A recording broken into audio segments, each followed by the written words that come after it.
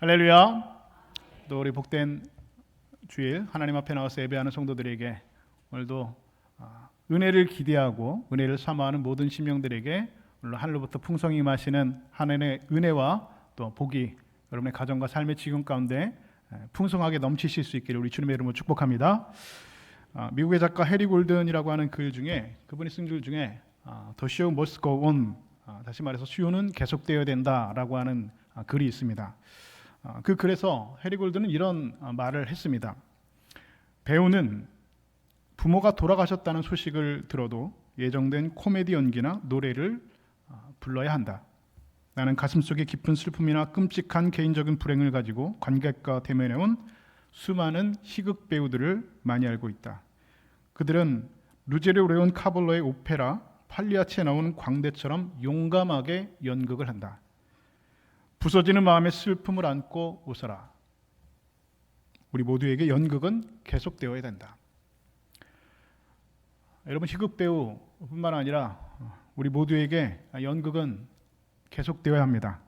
부서지는 마음의 슬픔을 안고서도 우리의 삶의 무대라고 하는 그 앞에 다시 서야 하는 것이 바로 우리의 인생입니다. 해리 골든은 이어서 한 사람의 이야기를 우리에게 들려주고 있습니다.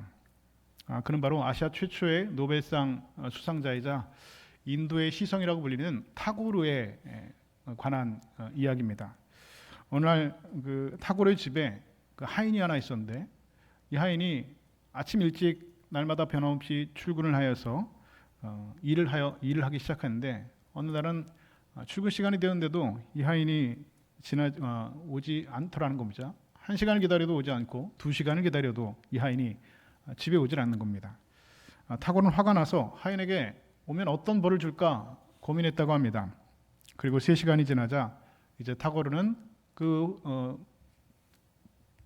마음속에서 일어나는 그 화와 분노를 참지 못하고 하인을 이제 해고하기로 마음먹었습니다. 그런데 그 하인은 3시간이 훌쩍 넘어서 오후 늦게가 돼서야 아무 일 없다는 듯이 나타나서 그 주인에게 용서를 구하지도 않고 매일 하던 대로 주인의 옷을 챙기고 빗자루를 들고 마당을 쓸더라는 것이죠. 타고르는 참을 수 없는 분노에 하인에게 찾아가서 그의 뺨을 때리면서 크게 고함을 쳤습니다. 당장 내 집에서 나가라. 그러자 하인이 조용히 이렇게 말했습니다. 주인님, 어제 저녁에 제 어린 딸이 죽었습니다. 그는 딸의 시신을 묻고 돌아와서 슬퍼할 겨를도 없이 주인의 옷을 챙기고 빗자루를 들고 마당을 쓸고 있었던 것이죠. The show must go on. 쇼는 계속되어야 된다. 여러분, 이것이 우리의 인생입니다. 부서진 마음의 슬픔을 안고 무대에 올라 웃어야 하는 그 희극 배우처럼 사랑하는 딸을 땅에 묻게 돌아와 다시 빗자루를 들어야 되는 그런 하인처럼 오늘 우리도 아무리 어렵고 고통스러운 일을 만나도 쉬지 않고 내 앞에 주어진 그 길을 걸어야 하는 것이 오늘 우리의 인생입니다. 그래서 때때로 우리는 하나님 앞에 이렇게 묻곤 하죠. 하나님, 도대체 하나님의 뜻이 무엇입니까? 하나님, 왜 내게 이렇게 고통스러운 인생길을 걷게 하신 그 이유가 무엇입니까?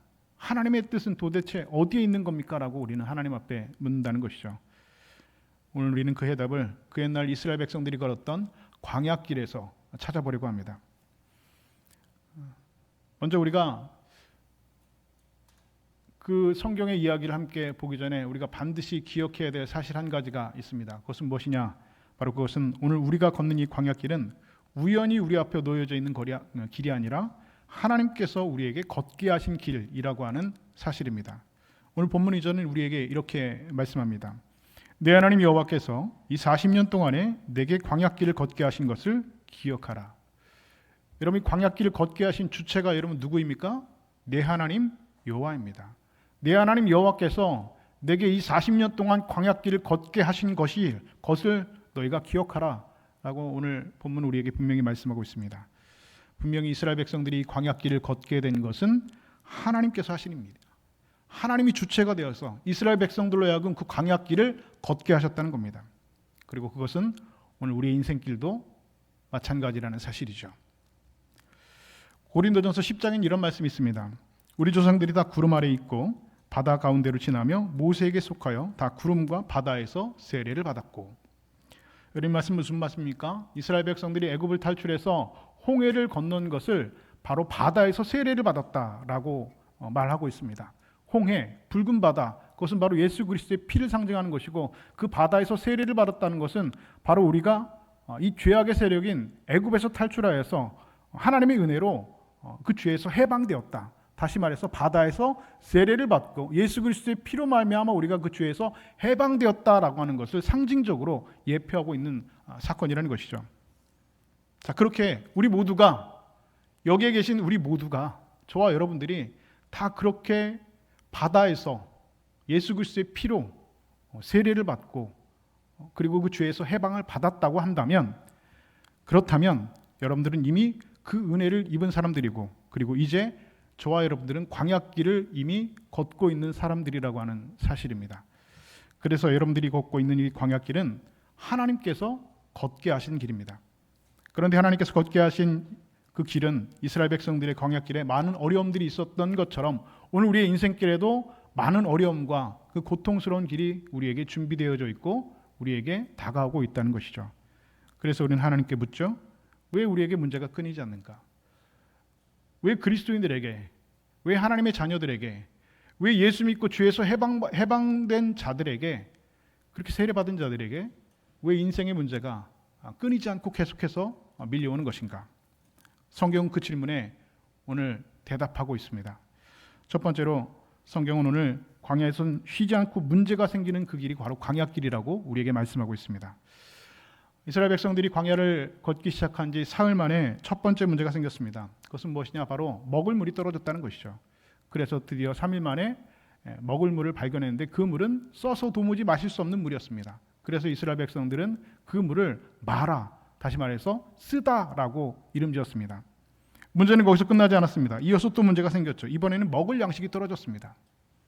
그리고 그 뒤를 따라서 또 다른 문제가 생겼습니다. 이번에는 아말렉 군대가 이스라엘을 공격해 왔다는 것이죠. 계속해서 이 광야길을 걷고 있는 이스라엘 백성들에게 문제가 끊이지 않고, 문제가 하나 끝나고 나면, 목이 마른 문제가 끝나고 나면 먹을 양식이 떨어지고 먹을 양식이 해결되고 나면 그러면 아말렉 공격이 다가오는, 계속해서 문제가 반복되어지고 계속해서 문제가 꼬리에 꼬리를 무는 것처럼 다가오게 되었다는 것이죠. 여러분, 그것은 오늘 우리의 인생의 길에도 여러분 마찬가지입니다. 문제가 생겨서 겨우 그 문제를 해결했나 싶었는데 또 다른 문제가 생깁니다. 설상가상으로 눈 온 뒤에 서리가 내리는 것처럼, 엎친 데 덮친 격인 것처럼 우리 인생 가운데 문제가 한꺼번에 몰려올 때가 얼마나 많이 있는지 모릅니다. 한 번에 한 가지씩만 문제가 오면 어떻게 한번 해보겠는데, 하나만 문제가 해결하면 뭔가 좀 될 것 같은데 우리 인생의 문제들은 항상 겹쳐서 옵니다. 설상가상이라고 한꺼번에 몰려옵니다. 그리고 이어서 계속해서 반복적으로 우리에게 다가옵니다. 우리의 인생길 역시 수많은 문제들이 이와 같이 우리에게 다가오고 그 문제들이 우리들을 기다리고 있다는 것이죠. 두 번째로 광야길은 내일 일을 알 수 없는 그러한 길입니다. 당시 애굽에서 이 가나안 땅까지 가는 길은 직선으로 빠릴루이 가면 한 40일이면 갈 수 있는 길이었다고 합니다. 그런데 결국 이스라엘 백성들이 가나안까지 가기에는 40일이 아니라 40년이라고 하는 시간이 걸렸습니다. 그 당시에 애굽에서 가나안까지 가는 길은 세 가지의 길이 있었다고 하죠. 첫 번째로는 해변길입니다. 그러니까 애굽에서 바로 해변가로 올라가서 가장 빠른 그 길로 갈 수 있는 최단거리의 길이 바로 해변길입니다. 두 번째로는 족장길이라고 있었습니다. 내륙으로 조금 들어가서 이스라엘 그 가나안 땅으로 들어가는 길이었습니다. 이 족장길은 아브라함과 이삭과 야곱이 만들었던 길이라고 해서 이 족장길로 이름 붙어진 길입니다. 마지막 세 번째로는 왕의 길이 있습니다. 여러분 들어보셨죠? 왕의 대로 들어보셨죠? 이 왕의 길은 조금 더 내륙으로 들어가서 이 가나안의 이 동쪽 그 편으로 해서 들어갈 수 있는, 조금은 돌아가지만 가장 넓은 길이고 왕이 다닌 길처럼 넓고 튼튼한 그런 길이 있었습니다. 그렇다면 여러분에게 제가 퀴즈를 하나 드리겠습니다. 하나님께서 이스라엘 백성들을 이 세 가지 길 중에 어떤 길로 인도하셨을까요? 1번 해변길, 2번 족장길, 3번 왕의 길. 몇 번 길로 하나님께서 인도하셨을까요? 하나님께서는 세 가지 길 모두로 인도하지 않으셨습니다. 하나님께서는 길이 없는 광야길로 인도하셨죠. 말 그대로 하나님께서는 광야에 없는 길을 내셨던 분입니다. 그래서 이사야 선지자는 이사야 43장 9절에서 내가 반드시 광야에 길을 내리니 말씀하고 있습니다. 하나님께서 이스라엘 백성들 인도하신 길은 해변길도 아니었고 족장길도 아니었고 왕의 대로처럼 넓고 든든한 길도 아니었습니다. 하나님께서 이스라엘 백성들을 인도한 길은 광야에 없는 길, 아무것도 없는 길, 누구도 가지 않았던 그 길을 만드셔서 광야에 길을 내시고 이스라엘 백성들을 그리로 인도하셨습니다. 성경에 기록된 이스라엘 백성들이 그 광야길 지도를 가만히 살펴보면 엄청나게 멀리 그 길을 돌아간 것을 알 수가 있습니다. 그 시나이 반도 가장 끝까지 내려가서 시내산을 거쳐서 그 위로 돌아가서 뱅글뱅글 돌아가면서 겨우겨우 그 가나안 땅까지 40년이 걸려서 들어갔다는 것이죠. 뭐 요즘 우리나라로 치면은 서울에서 강릉을 가는데 바로 강릉으로 간 것이 아니라 서울에서 저기 서쪽 해남 땅끝 마을로 갔다가 거기서 저기 동쪽 끝 포항의 호미곶으로 갔다가 또 이제 동쪽으로 따라가지고 강릉으로 올라가는 그냥 제일 돌아가는 그 길로 이스라엘 백성들을 인도하셨다는 것이죠. 이스라엘 백성들은 그리고 그 길을 가는 동안 구름의 인도를 받았습니다. 내일은 그 구름이 어디로 갈지는 아무도 알지 못합니다. 그들이 걸었던 광야길은 자신의 의지와는 상관없이 걸어야 하는 그런 길이었습니다. 구름이 인도하는 대로 오늘은 이곳, 내일은 저곳. 구름이 떠오르면 그들은 자신의 의지와는 상관없이 짐을 챙기고 텐트를 걷고 움직여야만 했습니다. 구름이 멈추면 자신의 의지와는 상관없이 그들은 그곳에서 진을 치고 머물러야 했습니다. 그것이 하루일지 3일일지 한 달일지 1년일지 내일 일을 그들은 알지 못했습니다. 그저 구름이 인도하는 대로 그 광야길을 40년 동안 그들은 걸어갔습니다. 오늘 우리 인생길도 마찬가지죠. 우리 가운데 누구도 내일 일을 알 수 있는 사람은 없습니다. 우리 인생도 마찬가지로 구름이 인도하는 대로 살아가는 그런 인생일 뿐입니다. 우리 인생에서 확실한 것은 아무것도 없습니다. 내일 일을 알고 있는 사람은 아무도 없습니다. 우리 인생에서 확실한 것이 하나 있다고 한다면 그것은 이 세상에 확실한 것은 하나도 없다라고 하는 단 하나의 사실이죠. 확실한 것은 아무것도 없다. 이 말이 여러분 누구도 부정할 수가 없는 것이죠. 세 번째로 광야길은 내 마음대로 걷는 길도 분명히 아니었습니다. 광야길은 이스라엘 백성들이 구름이 떠오르면 출발해왔고 그리고 구름이 머무르면 멈춰야 했습니다. 그 내용을 성경 민수기 9장 17절은 이렇게 기록합니다. 구름이 성막에서 떠오르는 때에는 이스라엘 자손이 곧 행진하였고 구름이 머무는 곳에 이스라엘 자손이 진을 쳤으니. 자, 무슨 말씀입니까? 구름이 움직이는 대로 이스라엘 백성들이 그대로 움직였다는 것이죠. 구름은 밤과 낮을 가리지 않고 움직였습니다. 낮에 움직일 수도 있고 밤에 움직일 수도 있습니다. 밤에 자다가도 구름이 움직이면 이스라엘 백성들은 그곳에서 짐을 싸고 그대로 구름을 따라 움직여야만 했습니다.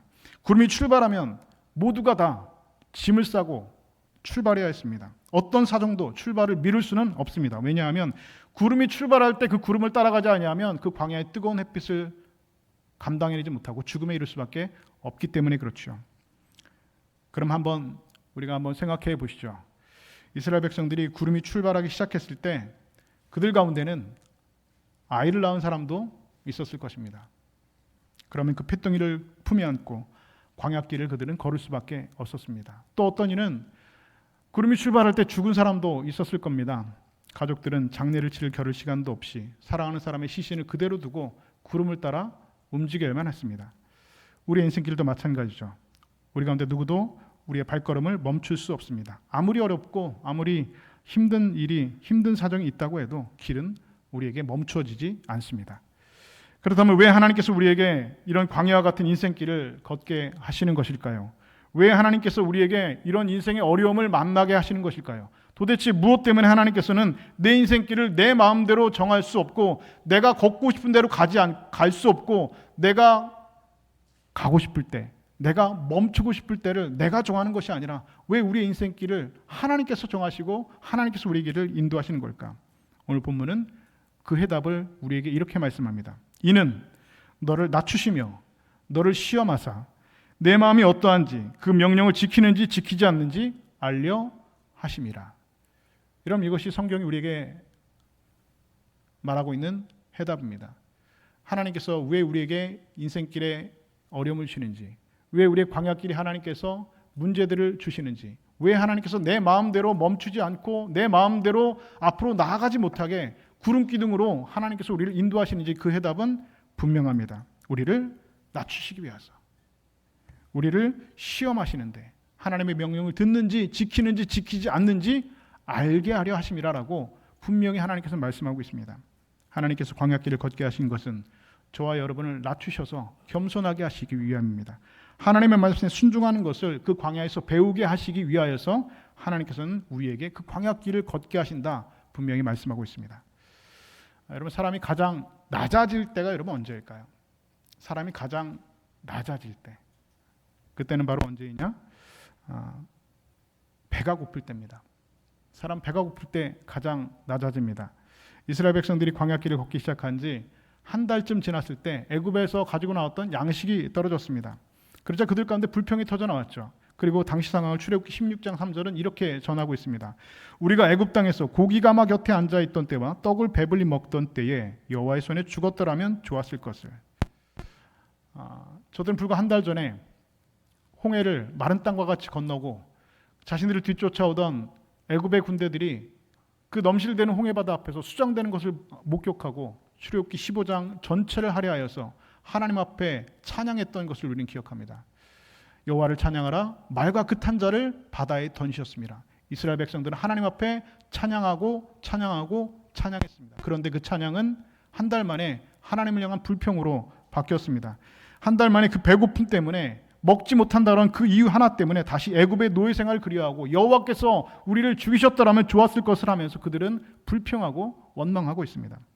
여러분, 이렇게 배고픔의 고통은 우리의 교만도 버리게 만들고 우리의 자존심도 버리게 만들고 사람을 가장 낮아지게 만든다는 것이죠. 그래서 하나님께서는 이스라엘 백성들을 아무것도 먹을 것이 없는 광야길로 인도하셨습니다. 이유가 무엇입니까? 너무나도 선명하죠. 인간은 배고플 때 가장 낮아지기 때문에 그렇습니다. 그래서 하나님께서는 아무것도 먹을 것이 없는 광야길로 인도하신 겁니다. 해변길도 아니고 족장길도 아니고 왕의 길도 아니고 아무것도 먹을 것이 없는 길이 없는 그 광야길로 이스라엘 백성들을 인도하신 겁니다. 그런데 하나님께서는 매일매일 필요한 만큼 하늘에서 만나를 내려주셨습니다. 그리고 40년 동안 이스라엘 백성들은 그 만나와 메추라기를 먹고 살았습니다. 요단강을 건너서 만나가 멈추는 그날까지 이스라엘 백성들은 매일같이 하나님께서 내려주시는 그 만나를 먹고 살았습니다. 하나님께서는 그를 굶기지 않으시고 그들의 신이 닳지 않게 하시고 그들의 옷이 낡지 않게 하셨다라고 말씀하고 계십니다. 그런데 그래서 예수님께서는 이렇게 말씀하고 계시죠. 사람이 떡으로만 사는 것이 아니요 하나님의 입에서 나오는 모든 말씀으로 살 것이니라. 말씀으로 살기 위하여서 떡으로 사는 것이 아니라 하나님의 입에서 나오는 말씀으로 살게 사는 것이라 라고 우리 주님께서는 말씀하셨습니다. 여러분, 광야라고 하는 것은 우리가 무엇을 의지하고 살아왔는지가 비로소 드러나는 것입니다.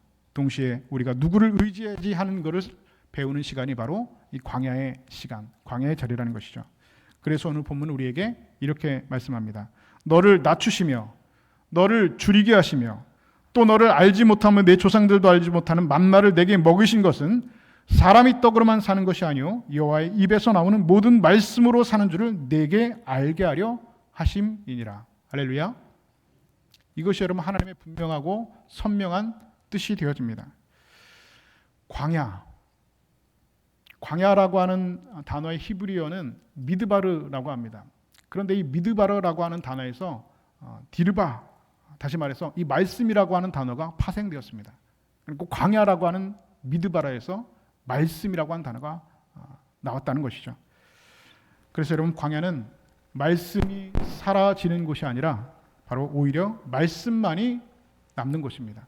다른 것은 다 사라지고 하나님의 말씀만이 남아있는 곳, 그것이 여러분 광야입니다.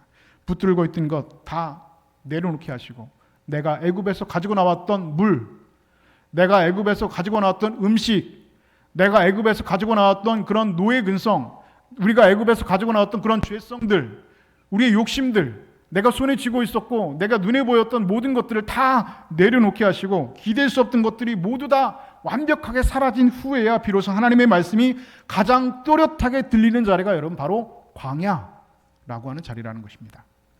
그렇다면 우리는 오늘 이 질문 앞에 온전히 서야 됩니다. 나는 지금 이 광야에서 무엇을 붙들고 있는가라는 질문입니다. 여러분들은 여러분들의 광야에서 지금 무엇을 붙들고 걸어가고 계십니까? 나는 지금 나의 그 광야길을 무엇을 붙들며 걸어가고 있냐는 것이죠. 사람입니까? 아니면 상황을 붙들고 계신가요? 아니면 여러분의 쌓아둔 경험과 계산입니까? 아니면 여러분이 들고 나온 떡입니까? 아니면 여러분들이 가지고 나온 물입니까? 아니면 그도 아니면 아무것도 붙들고 있는 것이 없게 되었을 때 비로소 붙들게 된 하나님의 말씀입니까? 우리 설교 체험에서 함께 들었던 이야기가 있습니다. 부서지는 마음의 슬픔을 안고 웃어라. The show must go on. 쇼는 계속되어야 된다. 우리 인생은 멈추지 않고 우리는 때로 부서진 마음을 안고서도 오늘도 그렇게 하루를 버텨내고 그렇게 하루를 살아가고 있습니다. 고통스러운 광야의 길을 줄이고 목마른 그 길을 오늘 우리는 걸어가고 있습니다. 그 길은 하나님께서 우리에게 걷게 하신 길입니다. 그런데 하나님께서는 그 길을 그냥 걷게 하시지는 않으셨습니다. 아무 의미 없이 우리로 그 길에서 버티게 하지도 않으셨습니다. 하나님께서는 우리에게 오늘도 분명히 말씀하십니다. 네 하나님 여호와께서 이 40년 동안에 네게 광야길을 걷게 하신 것을 기억하라. 무엇을 기억해야 됩니까? 하나님께서 그 길을 걷게 하신 것을 기록합니다.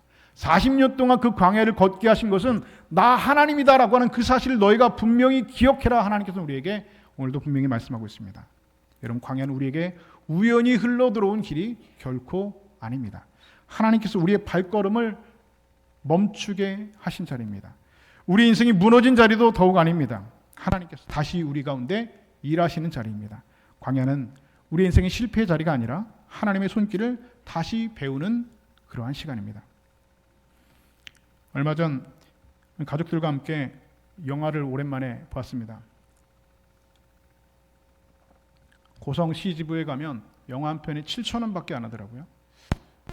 요즘에 영화값이 비싼데 우리 고성 CGV는 뭐 작지만 그 영화 관람료가 굉장히 싸더라고요.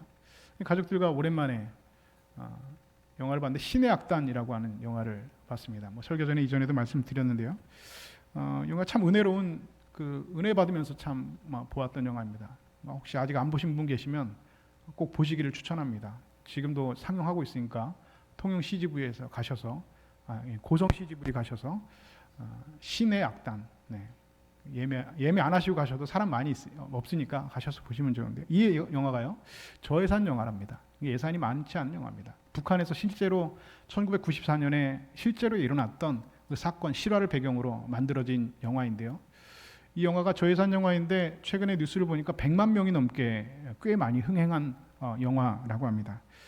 그 영화를 보면 그 영화에서 그 인민군, 그 북한군 장교로 남았던 사람이 불렀던 찬양이 있는데요.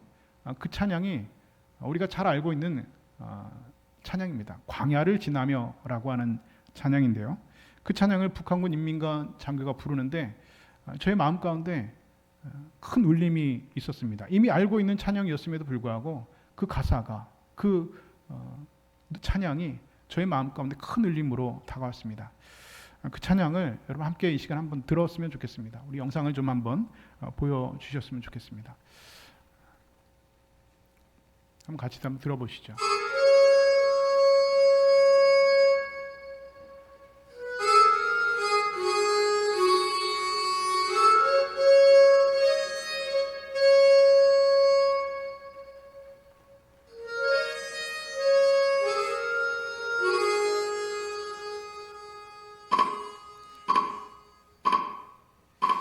왜 나를 깊은 어둠 속에 홀로 두시는지 어두운 밤은 왜 그리 길었는지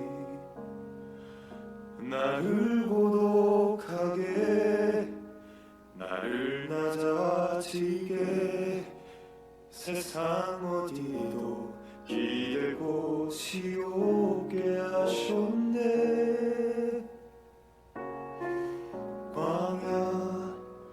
광야의 소임에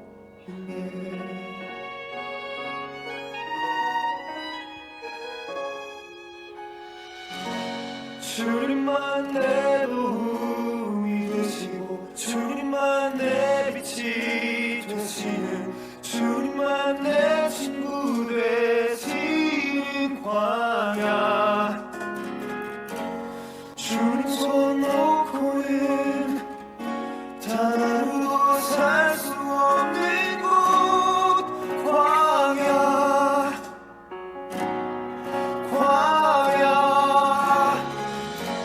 주께서 나를 사용하시며 나를 더 정결케 하시며 나를 택하여 보내신 그곳 광야 성령이 내 영을 다시 태어나게 하는 곳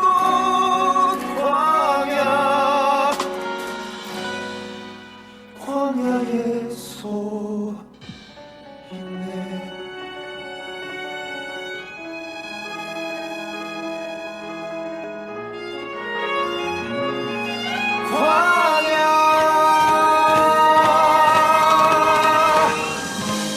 주께서 나를 사용하시며 나를 더 정결케 하시며 나를 택하여 보내신 그곳 광야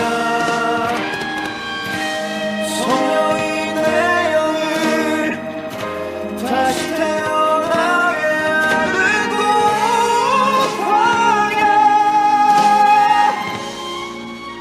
광야의 소 있네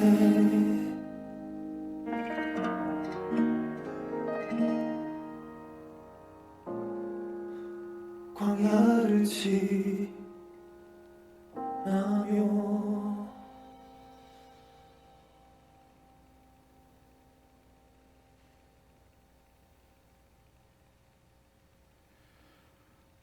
여러분, 우리 모두는 그렇게 광야를 지나고 있는 사람들입니다.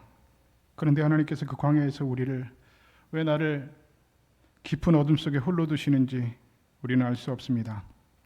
우리를 왜 고독하게 하시는지, 우리를 왜 낮아지게 하시는지, 아무것도 기댈 수 없게 하시는지 우리는 알 수가 없습니다. 그러나 그 광야에서만이 주님이 우리의 도움 되시고, 그 광야에서만이 주님이 내 친구가 되어주시고, 그 광야에서 우리를 더 정결하게 하시려고 하나님께서는 우리를 광야로 보내십니다.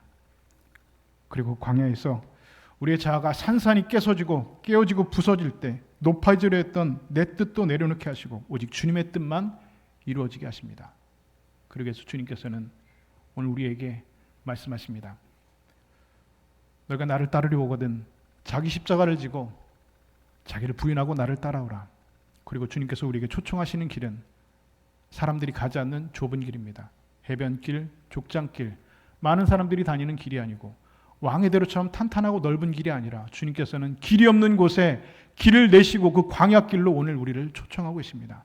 그리고 그 광야길에서 우리를 고독하게 하시고 정결하게 하시고 깨끗하게 하시고 낮아지게 하시고 주님 손만 붙들게 하시려고 우리를 그 광야길로 오늘 우리를 인도하시는 분입니다. 여러분, 오늘 여러분들이 서 있는 자리가 그 광야길이라고 한다면 여러분, 그 광야에서 여러분 결코 도망치지 마십시오. 하나님께서 그 광야길을 걷게 하신 것을 여러분 기억하십시오. 하나님께서 걷게 하신 분은, 그 광야길을 우리에게 인도하시는 분은 여러분 하나님입니다. 그 구름이 오늘 우리를 인도하시고 내가 원하는 길로 가는 것이 아니라 하나님이 원하시는 길로 하나님께서는 오늘 우리를 멈추게 하시고 또한 출발하게 하셔서 우리 안에 하나님의 뜻이 이루어지게 하십니다. 여러분, 그 광야에서 사람이 아니라, 여러분의 상황이 아니라, 여러분이 들고 왔던 떡이 아니라, 여러분이 가져갔던 물이 아니라 오직 하나님의 말씀만 붙들고 그 광야의 길을 끝까지 걸어가시는 은혜의 백성들 되실 수 있기를 주의 이름으로 축복합니다. 오늘 하나님께서 우리에게 광야길을 걷게 하신 것을 우리가 기억하면서 그 광야길에서 더 낮아지시고 더 정결해지시고 오직 주님의 말씀만 붙들고 우리에게 주신 그 광야길을 돌아보지 아니하고 피하지 아니하고 도망하지 아니하고 끝까지 걸어가므로 요단강 건너 우리 주님께서 우리를 부르시는 그날까지 우리에게 닥친 믿음의 선한 싸움과 그 거친 광야길들을 주님 손 붙들고 말씀 붙들고 끝까지 승리하며 걸어가시는 저와 여러분 다 되실 수 있기를 우리 주님의 이름으로 간절히 축원드립니다.